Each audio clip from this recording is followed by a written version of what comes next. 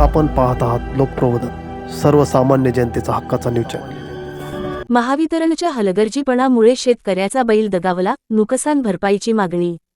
बोरदैवत तालुका सटाणा बोरदैवत गावातील दुर्दैवी अनंत तळे परिसरात 17 ऑगस्ट रोजी महावितरणची वीजवाहिनी तुटून शेतकरी मणिराम पवार यांच्या बैलावर पडली। त्या विजेचा धक्का लागून बैलाचा मृत्यू झाला। वीजवाहिनी धोकादायक अवस्थेत असल्याची माहिती महावितरणच्या मुल्हेर कार्यालयाला अनेक वेळा देण्यात आली होती, मात्र संबंधित यंत्रणेकडून वेळीच दुरुस्ती करण्यात आली नसल्याचा आरोप शेतकऱ्यांनी केला। अखेर तुटलेली वीजवाहिनी जमिनीवर पडल्याने बैलाचा मृत्यू झाला।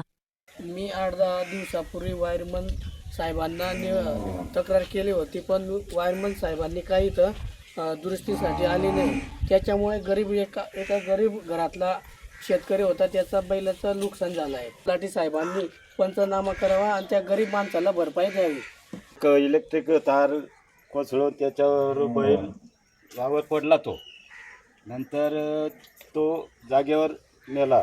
नंतर मृत बैलाची अंदाजे किंमत 70,000 रुपये असल्याचे शेतकरी मणिराम पवार यांनी सांगितले। महावितरणने तातडीने नुकसान भरपाई द्यावी अशी मागणी होत आहे। घटनेनंतर महावितरणचे कर्मचारी, महसूल लेखापाल व तलाठी तात्या यांनी घटनास्थळी पाहणी करून पंचनामा केला। ग्रामपंचायत सरपंच, ग्रामस्थ तसेच पोलीस पाटील वसंत चौधरी, कोतवाल उखामाळी, सुरेश पवार उपस्थित होते।